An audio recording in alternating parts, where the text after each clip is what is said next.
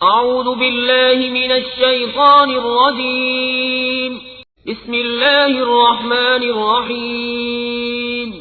فليقاتل في سبيل الله الذين يشرون الحياة الدنيا بالآخرة ومن يقاتل في سبيل الله فيقتل أو يغلب فسوف نؤتيه أجرا عظيما. سورہ النساء اور قرآن کریم کی تفسیر سمجھنے کے لیے ہماری چینل کو سبسکرائب کریں۔ اللہ رب العزت ارشاد فرماتا ہے، پس جو لوگ دنیا کی زندگی کو آخرت کے بدلے میں بیچ دیتے ہیں انہیں چاہیے کہ اللہ کی راہ میں لڑیں، اور جو اللہ کی راہ میں لڑے پھر شہید کر دیا جائے یا غالب آ جائے تو عن قریب ہم اسے بہت بڑا ثواب عطا فرمائیں گے۔ اللہ رب العزت نے اس آیت سے پہلے منافقوں کی بزدلی اور منافقوں کا جہاد سے دور رہنے کا ذکر فرمایا تھا اور ان کی مذمت کا ذکر تھا۔ اس آیت میں اللہ رب العزت نے مسلمانوں کو جہاد کی طرف راغب فرمایا ہے۔ اس سے اوپر جو گزرا وہاں ان منافقین کا ذکر تھا جو جہاد کو پسند ہی نہیں کرتے تھے، کیونکہ نہ تو انہیں مسلمانوں سے محبت تھی، نہ ایمان سے، نہ اللہ کے دین سے، نہ اس دین کی سربلندی سے کوئی سروکار تھا، تو وہ جہاد کو پسند نہیں کرتے تھے۔ اور دوسرا وہ گروہ تھا جو نئے نئے مسلمان ہوئے تھے یا بزدل تھے یا کمزور ایمان والے تھے، وہ بھی موت سے ڈرتے تھے، قتل ہو جانے سے ڈرتے تھے۔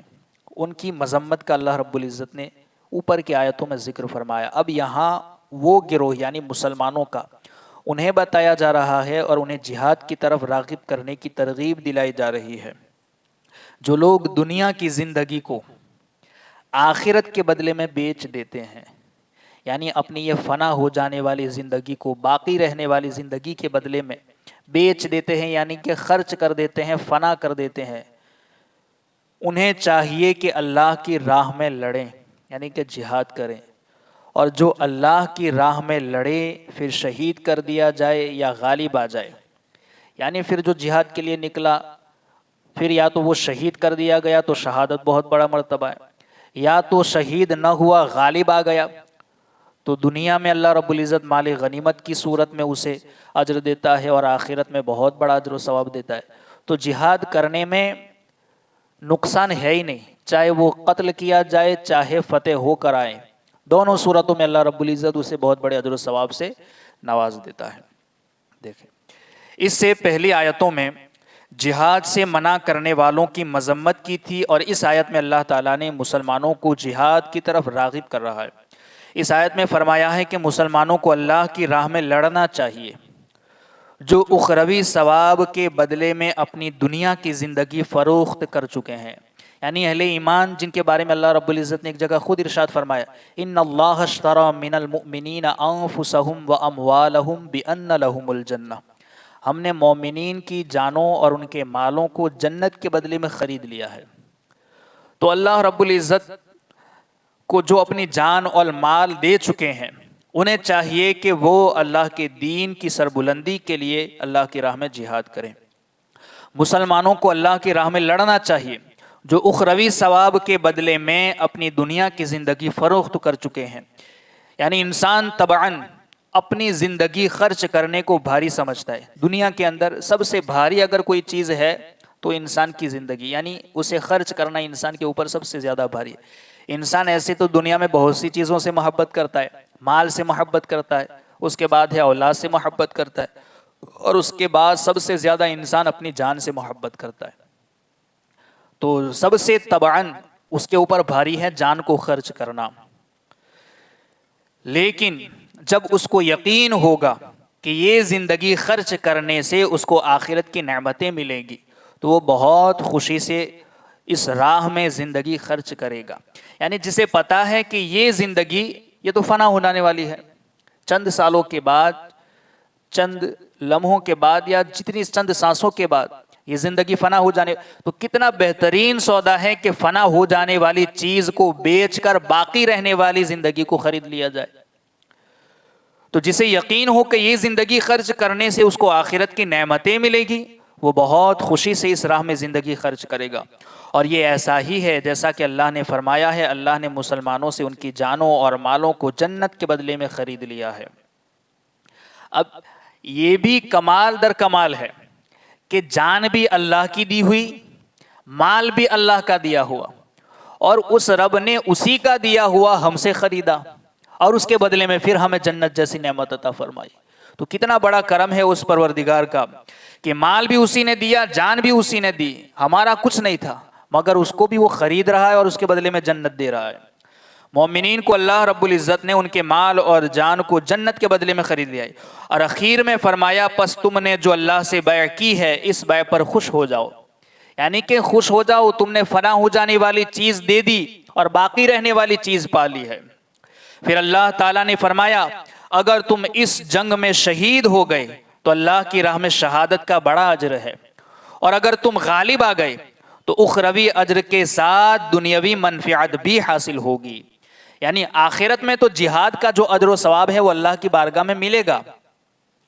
اگر شہید ہو گئے تو شہادت کا بڑا مرتبہ ہے, اور اگر شہید نہ بھی ہوئے, کامیاب ہو کر لوٹے, تب بھی مال غنیمت کی صورت میں دنیا میں تو نعمتیں ملی, اور آخرت میں جہاد کرنے کا جو اجر و ثواب ہے وہ الگ سے ہے, تو 2 گنا اجر و ثواب ہے. خلاصہ یہ ہے کہ کفار کے خلاف جنگ کرنے میں تمہارا سراسر فائدہ ہے, خواہ تم غالب ہو یا مغلوب ہو جاؤ. یعنی تم دشمن پر غالب آ جاؤ یا دشمن تم پر غالب آ جائے, دونوں صورتوں میں مومن کا تو فائدہ ہی فائدہ ہے.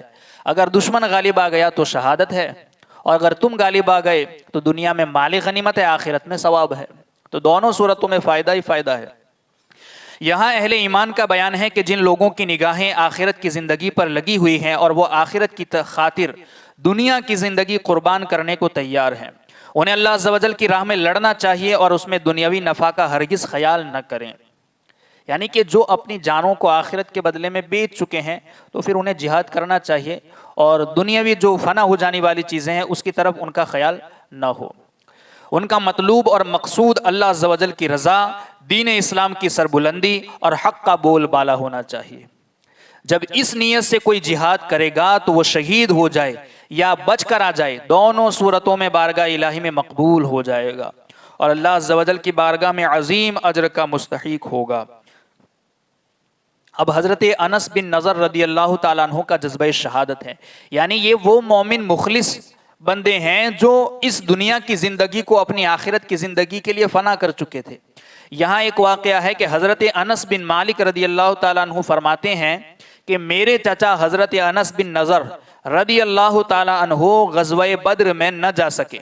حضرت انس بن مالک کہتے ہیں میرے چچا انس بن نضر غزوہ بدر میں نہیں جا سکے, تو انہوں نے نبی اکرم صلی اللہ علیہ وسلم کی بارگاہ میں عرض کی کہ آپ صلی اللہ علیہ وسلم نے مشرکین سے جو پہلی جنگ کی تھی میں اس میں حاضر نہ ہو سکا, اگر اب اللہ تعالیٰ نے مجھے کسی غزوہ میں شرکت کا موقع دیا تو اللہ تعالیٰ دکھا دے گا جو میں کروں گا.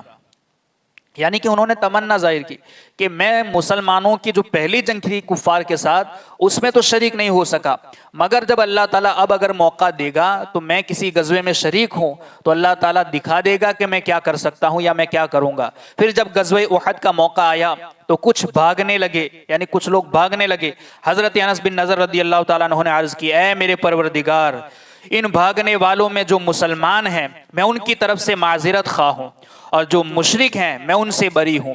پھر آپ رضی اللہ تعالیٰ عنہ نے تلوار لے کر میدان جنگ کی طرف دیوانہ وار بڑھے, یعنی دیوانے کی طرف. جہاں لوگ بھاگ رہے تھے حضرت انس بن نضر کہتے ہیں وہ تلوار لے کر دشمنوں کی طرف بھاگ رہے تھے. راستے میں حضرت سعد بن معاذ رضی اللہ تعالیٰ عنہ سے ملاقات ہوئی تو فرمایا اے سعد, جنت اس پاک پروردگار عز و جل کی قسم جس کے قبضہ قدرت میں میری جان ہے, یعنی انہوں نے کہا اے سعد جنت جنت, اس پاک پروردگار کی قسم جس کے قبضہ قدرت میں میری جان ہے, میں احد پہاڑ کے قریب جنت کی خوشبو محسوس کر رہا ہوں. یعنی ان کا کیسا جذبہ جہاد تھا. آج دنیا میں لوگ طبعی طور پر سب سے زیادہ اپنی زندگی سے محبت کرتے ہیں, مگر وہ مخلص مومن تھے جو جہاد کے لیے اپنی جان کی پرواہ کیے بغیر اللہ کے دین کی سربلندی اور اللہ کے دین کی بقا کے لیے اپنی جان کے نذرانے پیش کر دیتے تھے. وہ کہتے ہیں مجھے احد پہاڑ کے قریب میں جنت کی خوشبو محسوس ہو رہی ہے. حضرت سعد رضی اللہ تعالیٰ عنہ فرماتے ہیں جیسا کارنامہ انہوں نے سر انجام دیا ہم ایسا نہیں کر سکتے تھے. یعنی حضرت سعد پھر کہتے ہیں کہ حضرت انس بن نضر نے جو کارنامہ احد میں انجام دیا ہم نہیں کر سکتے. حضرت انس رضی اللہ تعالیٰ عنہ فرماتے ہیں ہم نے انہیں شہیدوں میں سے اس حال میں پایا کہ ان کے جسم مبارک پر تیروں، تلواروں، نیزوں کے 80 سے زیادہ زخم لگے ہوئے تھے. حضرت انس بن نضر کے جسم پر تیروں، تلواروں اور نیزوں کے 80 سے زیادہ زخم تھے، اور آپ رضی اللہ تعالیٰ عنہ کے اعضاء جگہ جگہ سے کاٹ دیے گئے تھے. آپ رضی اللہ تعالیٰ عنہ کو پہچاننا بہت مشکل ہو گیا تھا. آپ رضی اللہ تعالیٰ عنہ کی ایک ہمشیرہ نے آپ کو انگلیوں کی نشانات سے پہچان لیا. یعنی آپ کی ایک بہن تھی جنہوں نے آپ کے انگلیوں پر جو کچھ نشانات تھے ان نشانات کو دیکھ کر آپ کے بہن نے آپ کو پہچان لیا کہ یہ ہے حضرت انس بن نضر. تو یہ ہے صحابہ کا جذبہ جہاد اور جذبہ شہادت. اسی طریقے کے یہاں بھی ایک جنت کی طلب کا ایک واقعہ ہے اور حکایت بیان کی جاتی ہے کہ حضرت حکم بن عبد السلام رضی اللہ تعالیٰ عنہ سے مروی ہے کہ جنگ موتا میں جب حضرت جعفر بن ابو طالب رضی اللہ تعالیٰ عنہ شہید کر دیے گئے تو لوگوں نے بلند آواز سے حضرت عبداللہ بن رواحہ رضی اللہ تعالیٰ عنہ کو پکارا کہ آپ رضی اللہ تعالیٰ عنہ اس وقت لشکر کی ایک طرف موجود تھے. 3 دن سے آپ رضی اللہ تعالیٰ عنہ نے کچھ بھی نہ کھایا تھا. یعنی حضرت جعفر بن ابو طالب کو جب شہید کر دیا گیا تو صحابہ نے پکارا حضرت عبداللہ بن رواحہ کو. حضرت عبداللہ بن رواحہ اس وقت لشکر کے ایک طرف موجود تھے اور ان کا حال یہ تھا کہ انہوں نے 3 دن سے کچھ بھی نہیں کھایا تھا. جب انہوں نے نہیں کھایا تھا آپ رضی اللہ تعالیٰ عنہ کے ہاتھ میں ایک ہڈی تھی جسے بھوک کی وجہ سے وہ چوس رہے تھے. 3 دن کی بھوک تھی, ایک ہڈی کو وہ اتنی شدت کی بھوک تھی کہ اس کی وجہ سے ہڈی کو چوس رہے تھے. جب حضرت جعفر بن ابو طالب رضی اللہ تعالیٰ عنہ کی شہادت کی خبر سنی, یعنی حضرت جعفر کی جب شہادت کی خبر پہنچی تو انہوں نے آپ رضی اللہ تعالیٰ عنہ نے بے تاب ہو کر ہڈی پھینک دی اور یہ کہتے ہوئے آگے بڑھے اے عبداللہ ابھی تک تیرے پاس دنیاوی چیز موجود ہے. پھر آپ رضی اللہ تعالیٰ عنہ بڑی بے جگری سے دشمن پر ٹوٹ پڑے. اس دوران تلوار کے وار سے آپ رضی اللہ تعالیٰ عنہ کی انگلی کٹ گئی. آپ رضی اللہ تعالیٰ عنہ نے یہ اشعار پڑھے جس کا مفہوم یہ ہے کہ تو نے صرف یہ انگلی کٹوائی ہے اور راہ خدا عز و جل میں یہ کوئی بڑا کارنامہ نہیں ہے. یعنی کہ جب انہوں نے حضرت جعفر کی شہادت کی خبر سنی تو کہنے لگے کہ ابھی تک, یعنی ہڈی جو چوس رہے تھے, کہ ابھی تو دنیاوی چیزوں میں ہے اور وہ پھینک کر کے دشمنوں کی طرف لپکے اور آپ کی ایک انگلی کٹ گئی تلوار کے وار سے. پھر کہا کہ ایک انگلی کٹوا کر کے تو بڑا خوش ہو رہا ہے اور راہ خدا عز و جل میں یہ کوئی بڑا کارنامہ نہیں. اے نفس شہید ہو جا ورنہ موت کا فیصلہ تجھے قتل کر ڈالے گا اور تجھے ضرور موت دی جائے گی. تو نے جس چیز کی تمنا کی تجھے وہ چیز دی گئی. اب اگر تو بھی ان دونوں یعنی کہ حضرت زید بن حارث اور حضرت جعفر بن ابو طالب رضی اللہ تعالی عنہما یہ دونوں شہید ہو چکے تھے, کہ اگر تو بھی ان دونوں کی طرح شہید ہو گیا تو کامیاب ہے اور اگر تو نے تاخیر کی تو تحقیق بدبختی تیرا مقدر ہوگی. یعنی یہ کیسا جذبہ تھا. لوگ جان سے محبت کرتے ہیں مگر یہ جان دینے کے لیے اتاولے ہو رہے ہیں. پھر اپنے نفس کو مخاطب کر کے فرمانے لگے اے نفس تجھے کس چیز کی تمنا ہے؟ کیا فلاں کی ہے؟ تو سن میں اسے 3 طلاق دے چکا ہوں. کیا تجھے فلاں کی لونڈی یا غلام کی تمنا ہے یا فلاں باغ سے محبت ہے؟ تو سن اپنی یہ سب چیزیں اللہ تعالیٰ اور اس کے رسول صلی اللہ تعالیٰ علیہ وسلم کے لیے چھوڑ دے.